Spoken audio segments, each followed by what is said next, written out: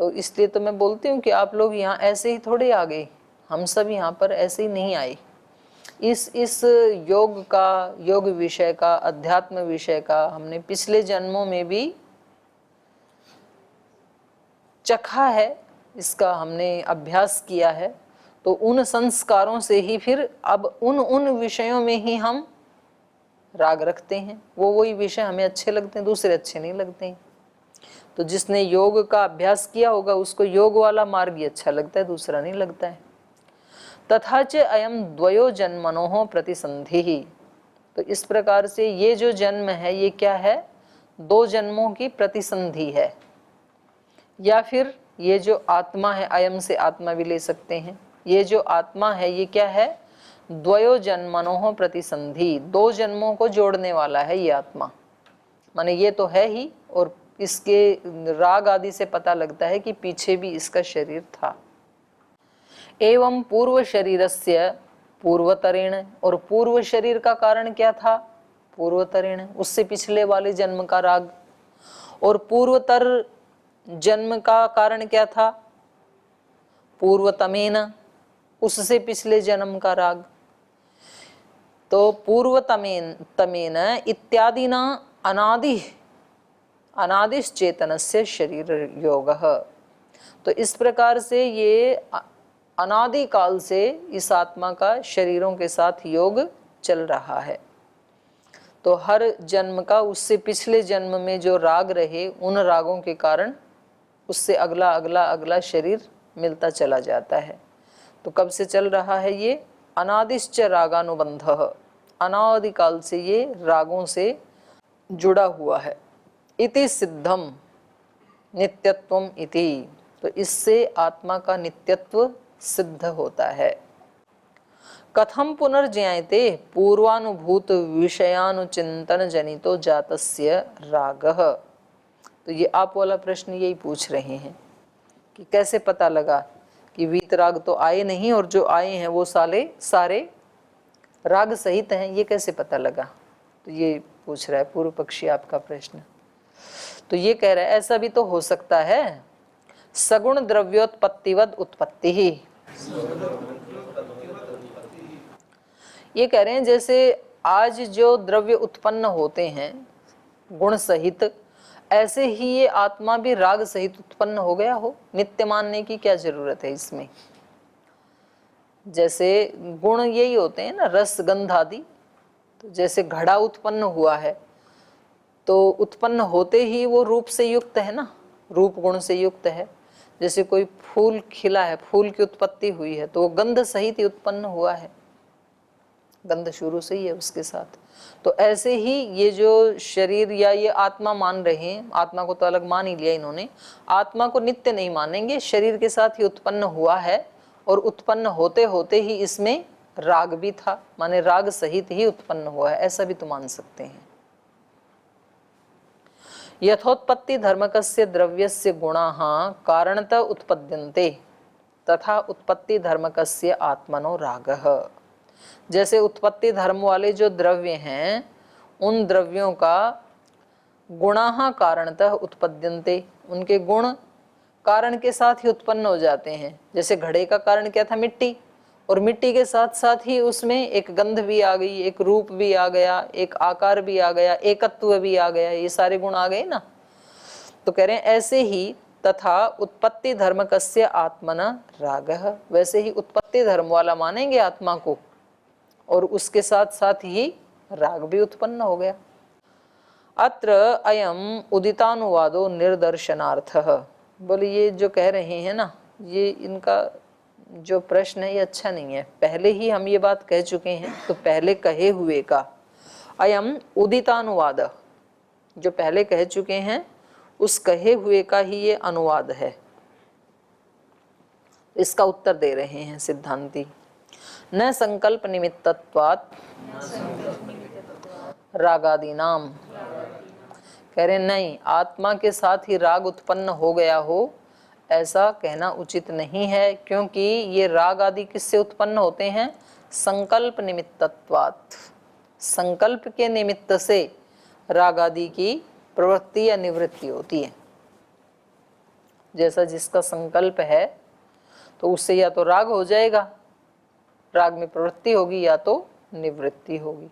न खलु सगुण द्रव्योत्पत्तिवत उत्पत्ति आत्मन रागस्य च, सगुण द्रव्यों की उत्पत्ति के समान आत्मा की उत्पत्ति और राग की उत्पत्ति नहीं होती है। कस्मात् संकल्प निमित्तत्वात् रागादि नाम, राग आदि संकल्प के निमित्त से उत्पन्न होने के कारण, संकल्प से, जब व्यक्ति संकल्प करता है कि मैं इस वस्तु को प्राप्त करूं, तब तो उसमें राग होगा। और यदि उसका संकल्प है कि मुझे ये वस्तु नहीं चाहिए, तो राग की निवृत्ति हो जाएगी, राग भी नहीं रहेगा। तो राग किससे उत्पन्न होते हैं? संकल्प से। गीता में भी तो यही है, ध्यायतो विषयान पुंसः संगस्तेषु उपजायते। संग मतलब राग ही है। तो राग उसमें कब होता है? जब उसका अनुचिंतन करता है। तो ये संकल्प कह दिया यहाँ पर इन्होंने, न्याय दर्शनकार ने, कि संकल्प से ही राग आदि की उत्पत्ति होती है। जब हमारा संकल्प है ईश्वर को प्राप्त करना, तो ईश्वर से राग हो जाएगा। तो उसको राग भले ही नहीं कहेंगे हम, उसको भक्ति प्रीति कुछ भी कहेंगे, लेकिन तत्व तो वही है ना। तो जो हमारा संकल्प होता है उससे हमारा राग हो जाता है। योगी बनना है तो योग से राग हो जाएगा, भोगी बनना है तो भोग से राग हो जाएगा।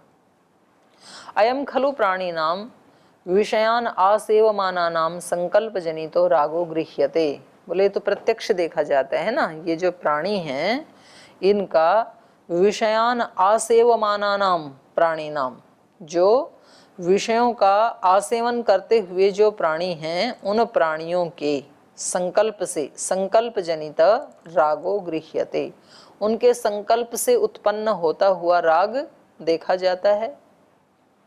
जिस जिस विषय का वो आसेवन करना चाहते हैं उसमें उनका राग होता है। संकल्पश्च पूर्व अनुभूत विषयानुचिंतन योनि। और ये संकल्प क्यों उत्पन्न होता है? पूर्व अनुभूत किए हुए विषय का अनुचिंतन करने के कारण। पहले जो कोई विषय हमने अनुभव किया, उसमें यदि हमें अच्छा लगा, तब तो दोबारा लेने की इच्छा होगी, राग उत्पन्न होगा। और पहले हमारा बुरा अनुभव रहा, हमें दुख मिला यदि, तो अब उसमें द्वेष होगा, उसको लेना नहीं चाहेंगे, तो छोड़ने का संकल्प होगा। और पहले यदि सुख मिला था तो प्राप्त करने का संकल्प होगा।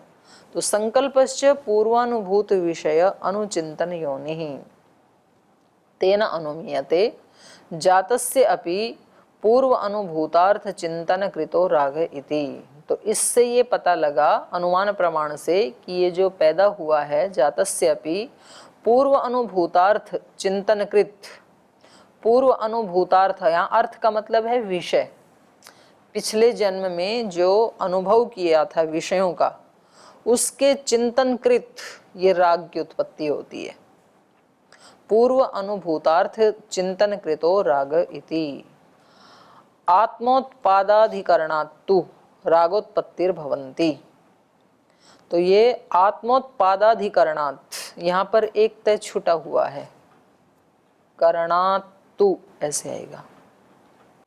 आत्मा रूपी जो उपाधि है उसके माने आत्मोत्पादाधिकरणात्, आत्मा को समवायी कारण माने, क्योंकि ये किस में रहते हैं? राग आदि आत्मा में रहते हैं। न्याय वैशेषिक में इच्छा द्वेष प्रयत्न आदि सब आत्मा में रहते हैं ना। तो आत्मोपादाधिकरणात् तो रागोत्पत्तिर्भवन्ति, आत्मा के समवायी कारण से, आत्मा में वो विषयों के अनुभव से अनुचिंतन किया हुआ जो संस्कार है उसके कारण से राग आदि की उत्पत्ति होती है। संकल्पाद अन्यस्मिन् राग कारणे सति वाच्या कार्य द्रव्य गुणवत्। और कह रहे हैं संकल्प से अन्य यदि कोई राग का कारण होता तो वो वाच्या कहा जाता ऋषि के द्वारा, कार्य गुण द्रव्यवत। जैसे कार्य गुण में जो अभी उत्पन्न हुआ है कार्य द्रव्य, उसमें जैसे गुण उत्पन्न होते हैं, जैसे घट द्रव्य में जो कार्य द्रव्य है उसमें रूप और गंध आदि जैसे उत्पन्न होते हैं, ऐसे ही इसमें भी यदि ये होते तो उसके बारे में ऋषि बताते। न च आत्मनोत्पाद सिद्ध, तो बोले आप घट की तरह से या कारण द्रव्य की तरह से इसमें भी, आत्मा में भी उत्पत्ति के साथ ही ये संकल्प आदि या राग आदि उत्पन्न हो जाते हैं, ये कहने से पहले ये तो सिद्ध कर दो कि आत्मा घटादि की तरह उत्पन्न होती भी है कि नहीं। जो आपने ये उदाहरण दिया ना, सगुण द्रव्योत्पत्तिवत तदुत्पत्ति, तो अभी तो यही सिद्ध नहीं हुआ कि आत्मा सगुण द्रव्य की तरह उत्पन्न होता है या नहीं होता है, क्योंकि हम तो आत्मा को क्या मान रहे हैं, नित्य मान रहे हैं। तो कह रहे हैं न च आत्मनोत्पाद सिद्ध, अभी तो आत्मा की उत्पत्ति भी सिद्ध नहीं हुई। तो ये कैसे हो सकता है कि आत्मा की उत्पत्ति सिद्ध नहीं हुई तो उसके साथ समवायी कारण के रूप में राग आदि भी आ जाते हैं, तो ये तो कैसे सिद्ध हो सकता है। तो ये ना वहाँ पर 5वें अध्याय में ये जो सूत्र हैं 10, 11, 12, 13, इनमें यही प्रसंग चला है। एक हेतु तो अभी वो सिद्ध कर नहीं पाए और दूसरा हेतु दे रहे हैं, तो उसको निग्रह स्थान बोलते हैं। अधिक या न्यून कुछ भी हो सकते हैं वो। तो अभी तो यही सिद्ध नहीं हुआ कि आत्मा उत्पन्न होता है, तो ये तो सिद्ध करना बाद की बात है कि वो उत्पन्न होते होते राग आदि को लेके उत्पन्न होता है। तो ये निग्रह स्थान है। नापि संकल्पात अन्यत राग कारणम अस्ति, इसलिए संकल्प से अतिरिक्त और कोई राग का कारण नहीं है। राग किससे उत्पन्न होते हैं, संकल्प से ही उत्पन्न होते हैं। तो यदि हमें कहीं से राग और द्वेष को हटाना है तो किसको हटाएं, संकल्प को हटा दो। वो वस्तु हमें नहीं चाहिए या वो वस्तु हमें चाहिए, उसी से ही, अपने संकल्प से ही उसमें राग या द्वेष की निवृत्ति होती है। तस्माद अयुक्तम सगुण द्रव्योत्पत्ति वत तयो उत्पत्ति रीति, इसलिए आपका ये कहना उचित नहीं है कि सगुण द्रव्य की उत्पत्ति के समान तयोर उत्पत्ति रीति, तयो कयो राग द्वेषयो हो, राग द्वेष आदि की उत्पत्ति होती है, ये कहना उचित नहीं है। अथापि संकल्पाद अन्यत राग कारणम धर्माधर्म लक्षणम अदृष्टम उपादीयते, कह रहे हैं यद्यपि संकल्प ही किसी वस्तु के राग का कारण है ऐसा नहीं है, बल्कि संकल्पाद अन्यत राग कारणम, संकल्प के अतिरिक्त राग का कारण और भी क्या होता है धर्म लक्षण वाला अदृष्ट, अर्थात हमारा कर्माशय। जो धर्म स्वरूप वाला हमारा अदृष्ट है वो भी उपादीयते राग कारण, भी राग के कारण के रूप में गृहीत होता है। तथापि पूर्व शरीर योगो अप्रत्याख्येय, तो राग का कारण जो भी हो, लेकिन ये तो बिल्कुल खंडन नहीं किया जा सकता कि अभी जो हम उत्पन्न हुए हैं, राग सहित उत्पन्न हुए हैं, तो हमने पहले कभी उन विषयों का सेवन किया है। तो पूर्व शरीर योग अप्रत्याख्य, पूर्व शरीर के साथ योग तो खंडित नहीं होता है। तो पिछले जन्म के साथ आत्मा का योग था, इसका मतलब आत्मा नित्य है, तो ये तो अखंड है, इसको तो खंडित नहीं किया जा सकता।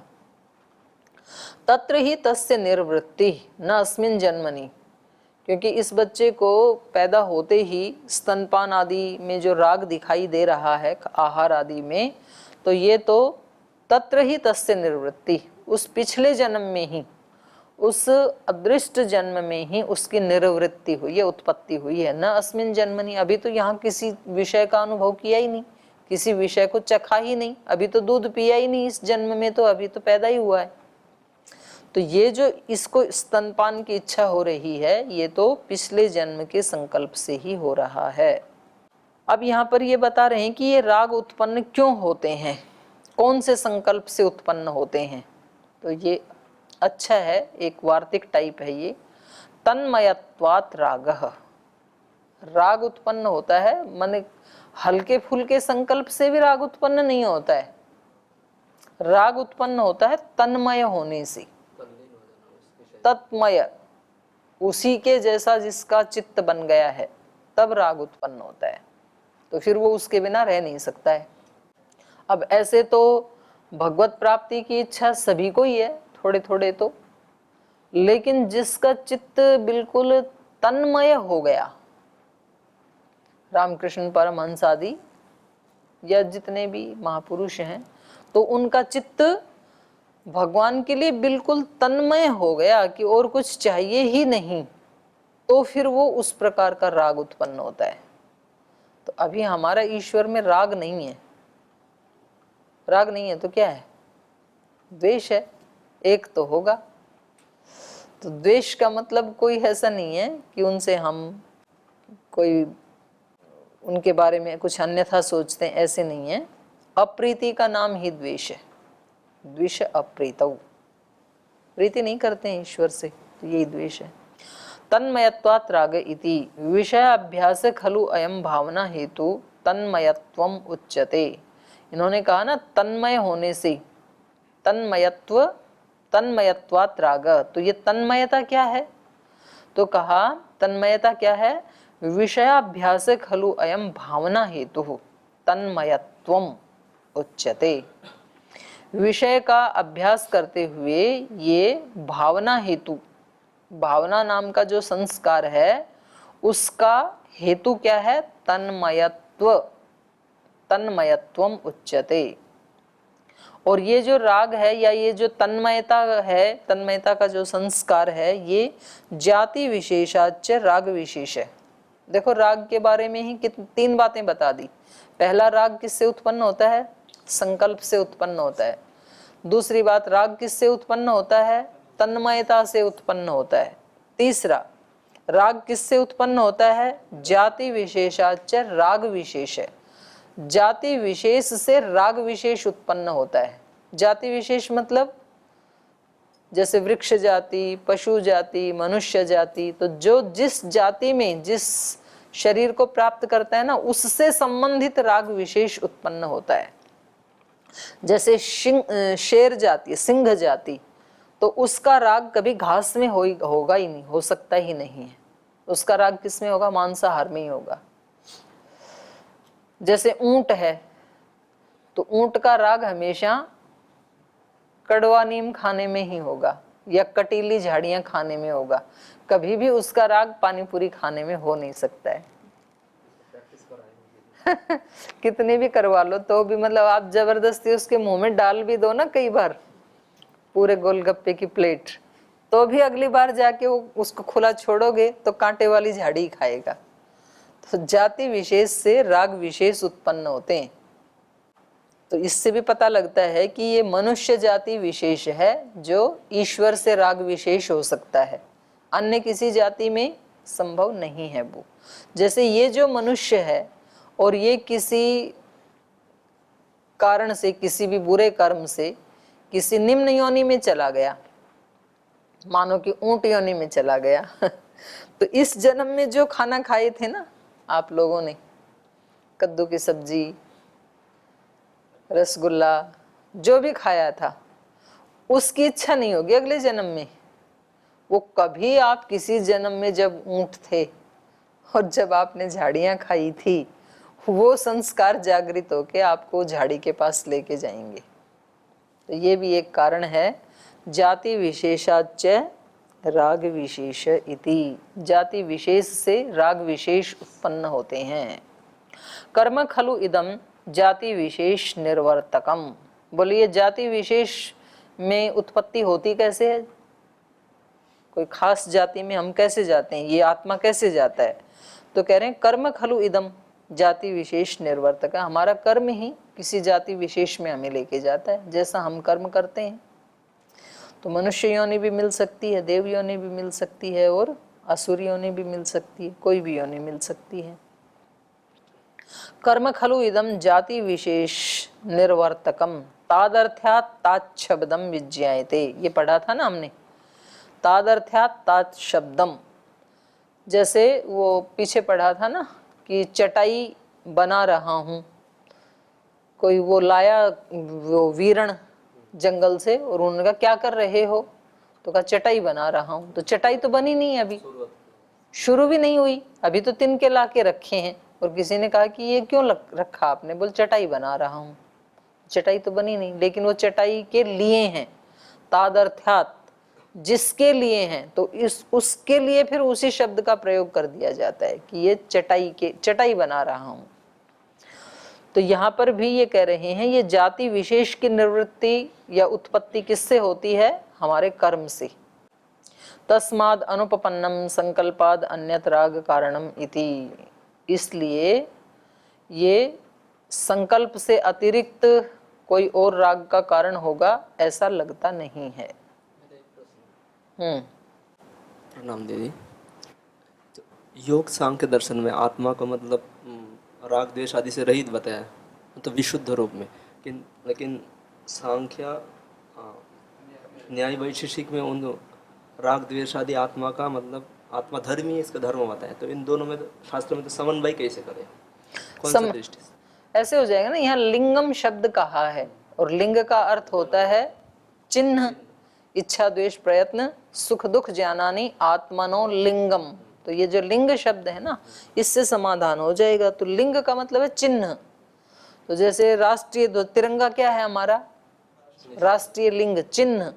तो वो जहाँ फहरा रहा होगा कहीं भीड़ में, तो उस लिंग से हम समझ जाएंगे कि वहाँ भारत वाले बैठे हैं।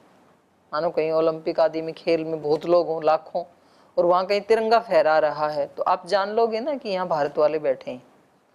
तो ऐसे जहाँ जिस इस आयतन में, इस संस्थान में इच्छा द्वेष प्रयत्न आदि दिखाई दें, तो उससे हम जान लेंगे ये लिंग है किसका? आत्मा का। क्योंकि यदि आत्मा निकल गया तो फिर ये कुछ भी दिखाई नहीं देंगे, इच्छा द्वेष प्रयत्न आदि। तो ये उसका लिंग बता रहे हैं, स्वरूप नहीं बता रहे हैं। तो चलिए आगे।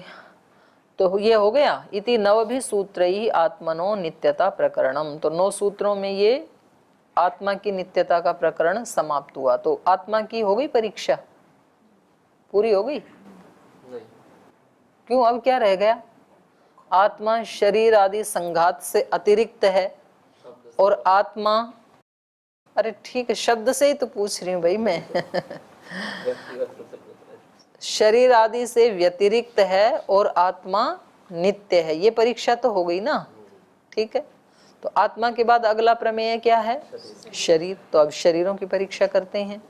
आत्मा नित्यता का प्रकरण समाप्त हुआ और देह आदि से व्यतिरिक्त है, तो ये आत्मा की परीक्षा हो गई। इतना जान लिया तो अब उसको ढूंढो। ये तो पता लग ही गया कि शरीर आदि से अतिरिक्त है और वो नित्य भी है। अब इतना पता मिलने के बाद तो फिर लोगों को पता लगता है ना कि वहाँ उस भूमि में, छत्तीसगढ़ में जैसे एक स्थान विशेष है, तो बोले भाई वहाँ खोदने से हीरा पन्ना निकलता है। कौन सा स्थान? अरे जो भी हो तो वहाँ खोदें तो वो थोड़ी देर में उसमें हीरे पन्ने निकलते हैं। तो अब आपको हीरे पन्ने चाहिए तो वहाँ जाके खोद लो। तो इतना एड्रेस मिलना तो पर्याप्त है। पतंजलि में व्याकरण पढ़ाया जाता है, इतना पता लग गया तो यहाँ आकर के पढ़ लो फिर। तो इनका इतना भी तो बहुत बड़ा सहयोग है, हमें इतना तो पता लग गया क्योंकि हमने ये बातें कई बार सुन ली गुरुजनों से, तो इसलिए हमें लगता है कि नया क्या बताया, ये तो हमें पहले ही पता था। शरीर आदि से अतिरिक्त है आत्मा और वो नित्य भी है, तो इसलिए आपको महत्व का पता नहीं लग रहा। पर जैसे किसी को पता ही ना हो तो उसके लिए तो ये भी एक बड़ी उपलब्धि है ना। शब्द प्रमाण से पता लग गया तो अब उसकी खोज की जा सकती है। तो चलिए अब आत्मा के बाद शरीर के बारे में जान लेते हैं। अनादिश चेतनस्य शरीर योग इति उक्तम। पिछले प्रकरण में हमने ये पढ़ा कि अनादि काल से इस चेतन का शरीर के साथ योग हो रहा है, अनेक अनेक शरीरों के साथ हमारा योग हो चुका है। स्वकृत कर्म निमित्तम च अस्य शरीरम, और ये शरीर का किस किस शरीर के साथ किस आत्मा का योग होगा ये कौन निर्धारित करता है? स्वकृत कर्म, अपने किए हुए कर्म के निमित्त से ही अस्य आत्मनः, इस आत्मा का शरीरम सुख दुखाधिष्ठानम, सुख दुख का जो अधिष्ठान है आत्मा, उसके साथ इसका योग होता है। तत्परीक्षते, तो अब उस शरीर की परीक्षा की जा रही है। किम घ्राणादिवत एक प्रकृतिकम उत नाना प्रकृति इति।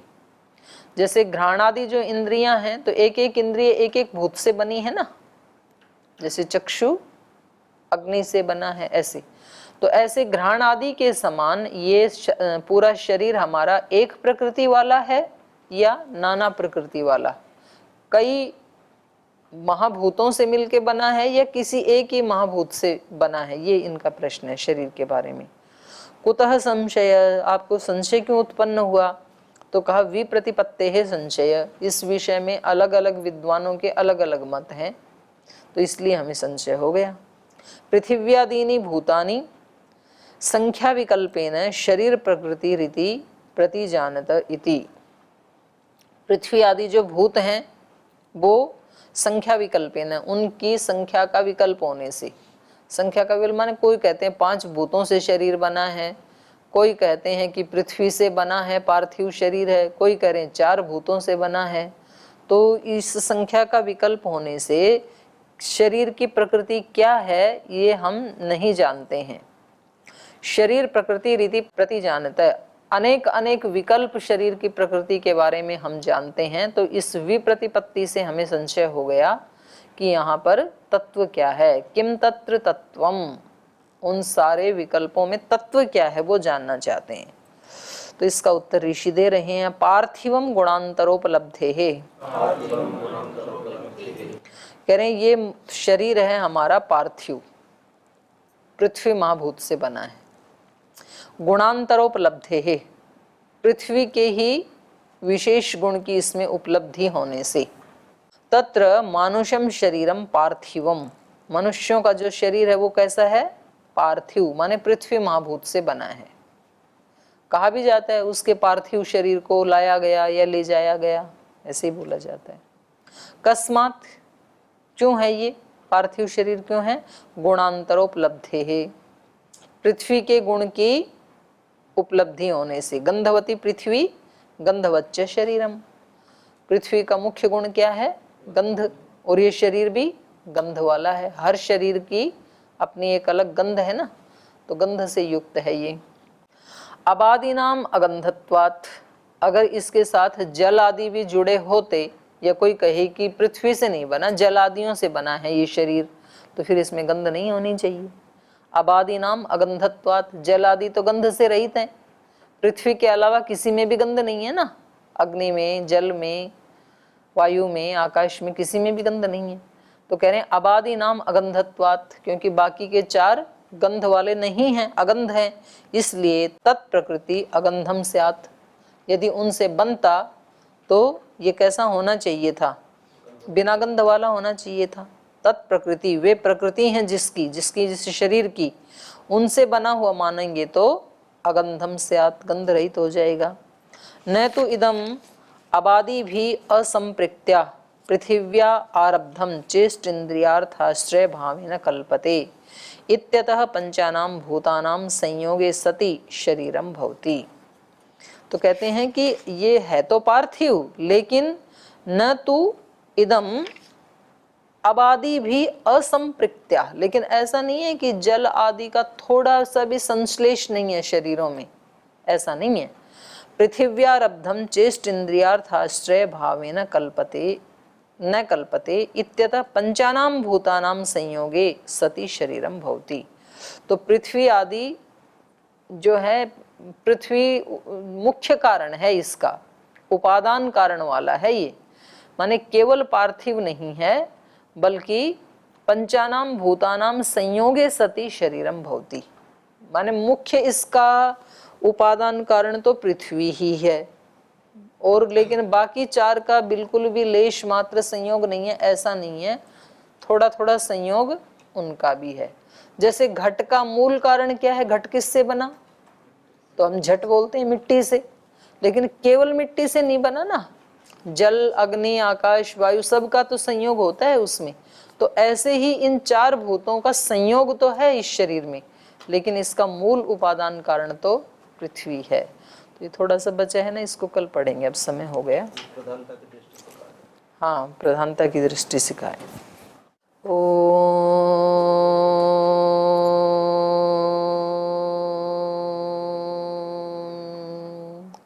शांति शांति शांति। श्री गुरुभ्यो नमः।